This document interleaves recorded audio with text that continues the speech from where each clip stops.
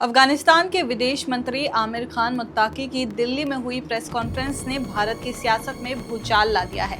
मामला इतना गंभीर है कि अब ये केवल एक प्रेस कॉन्फ्रेंस नहीं रहा, बल्कि महिलाओं के सम्मान और भारत की विदेश नीति पर एक बड़ा सवाल बन गया है। आप देख रहे हैं द हिंदी टॉप और मैं हूं आपके साथ साम्या खान।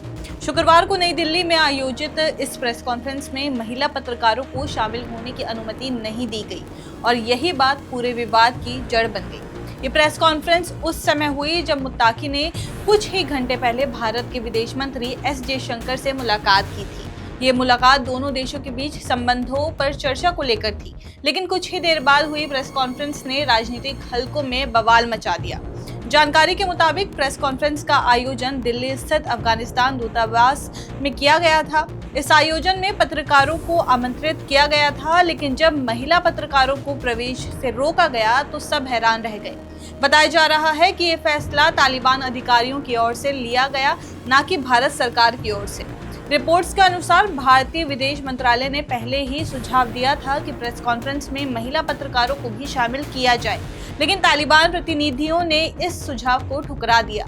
उनका कहना था कि उनके देश के रीति रिवाज महिलाओं को ऐसी सार्वजनिक बैठकों में शामिल होने की अनुमति नहीं देते हैं। मामला जैसे ही सोशल मीडिया पर चर्चा में आया, वैसे ही भारत सरकार की आलोचना शुरू हो गई। कई लोगों ने सवाल उठाया कि अगर प्रेस कॉन्फ्रेंस दिल्ली में हुई तो भारत सरकार ने इसे रोकने के लिए कुछ क्यों नहीं किया। इस पर विदेश मंत्रालय ने सफाई देते हुए कहा कि उस कार्यक्रम का आयोजन अफगानिस्तान दूतावास की ओर से किया गया था और उसमें भारत सरकार की कोई भूमिका नहीं थी।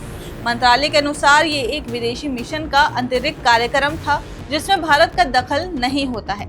लेकिन इस बयान के बाद भी विवाद थमा नहीं, क्योंकि ये सवाल बरकरार रहा कि क्या भारत जैसे लोकतांत्रिक देश की राजनीति में किसी विदेशी प्रतिनिधि को महिलाओं को बाहर रखकर प्रेस कॉन्फ्रेंस करने की अनुमति दी जानी चाहिए थी।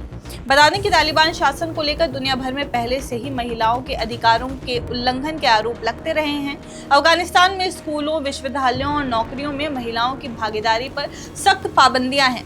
जब मुत्ताकी से इस मुद्दे पर सवाल पूछा गया, उनके देश में महिलाओं को अधिकार क्यों नहीं दिए जा रहे हैं, तो उन्होंने जवाब देने से बचते हुए कहा कि हर देश के अपने रीति रिवाज होते हैं। इस मामले पर सबसे पहले तीखा हमला कांग्रेस नेता प्रियंका गांधी वाड्रा ने किया। उन्होंने सोशल मीडिया प्लेटफॉर्म एक्स पर लिखा, प्रधानमंत्री नरेंद्र मोदी जी, कृपया ये साफ करें कि भारत आए तालिबान प्रतिनिधि की प्रेस कॉन्फ्रेंस से महिला पत्रकारों को क्यों हटाया गया। अगर महिलाओं के अधिकारों को लेकर आपकी बातें सिर्फ चुनावी दिखावा नहीं है, तो देश की काबिल महिला पत्रकारों का ये अपमान हमारे देश में कैसे होने दिया गया। यही वही देश है जहाँ की महिलाएं हमारी शान और रीढ़ है। प्रियंका गांधी के इस बयान के बाद कांग्रेस के कई अन्य नेताओं ने भी मोदी सरकार पर मौन सहमति का आरोप लगाया।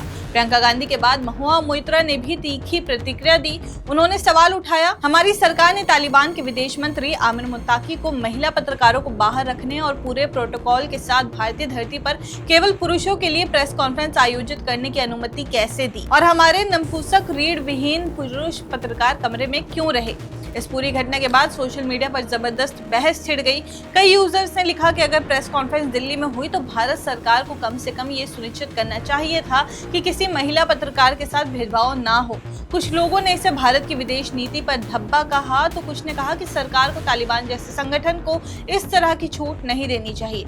वहीं कुछ लोग ऐसे भी थे जिन्होंने कहा कि यह अफगानिस्तान दूतावास का आंतरिक मामला था और भारत इस पर औपचारिक रूप से रोक नहीं लगा सकता था।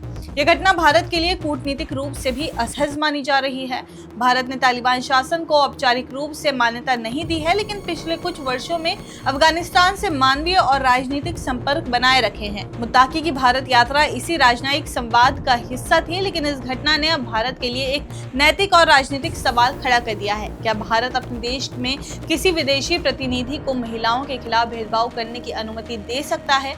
महिलाओं अधिकारियों से जुड़े कई संगठनों ने भी इस घटना की निंदा की है। दिल्ली महिला आयोग की पूर्व प्रमुख स्वाति मालीवाल ने कहा कि अगर दिल्ली में तालिबान जैसी सोच को जगह दी जाएगी तो ये भारत की महिलाओं का अपमान है। सरकार को साफ जवाब देना चाहिए। अब ये मामला केवल विदेश नीति का नहीं रहा है, बल्कि राजनीतिक हथियार बन गया है। कांग्रेस, टीएमसी, समाजवादी पार्टी और कई अन्य विपक्षी दल लगातार इस मुद्दे को उठाकर मोदी सरकार को घेरने की कोशिश कर रहे हैं। विपक्ष का कहना है कि सरकार जब महिलाओं की सुरक्षा और सम्मान की बात करती है तब उसे खुद अपने देश में ऐसी घटनाएं की जिम्मेदारी लेनी चाहिए। नई दिल्ली में तालिबान प्रतिनिधि की प्रेस कॉन्फ्रेंस भले ही एक छोटी सी घटना लगे, लेकिन इसने भारत की राजनीति में बड़ा तूफान खड़ा कर दिया है। एक तरफ तालिबान की कट्टरपंथी सोच को लेकर अंतर्राष्ट्रीय स्तर पर चिंता जताई जा रही है, वहीं दूसरी तरफ भारत में सवाल उठ रहे हैं कि क्या हमारे लोकतंत्र में भी ऐसे भेदभाव को बर्दाश्त किया जाएगा। सरकार ने सफाई दी है कि उसका इसमें कोई हाथ नहीं था, लेकिन देश के लोगों के मन में सवाल अब भी बाकी है, क्या तालिबान की रीति रिवाज अब दिल्ली में भी लागू होंगे, और अगर नहीं तो फिर ये घटना आखिर कैसे हो गई। आपकी इस खबर पे जो भी राय है हमें कमेंट्स करके जरूर बताइए, और ऐसी ही और जानकारी के लिए आप हमारे चैनल द हिंदी टॉप को सब्सक्राइब कर लें। इसके अलावा आप हमें एक्स, फेसबुक और इंस्टाग्राम पर भी फॉलो कर सकते हैं।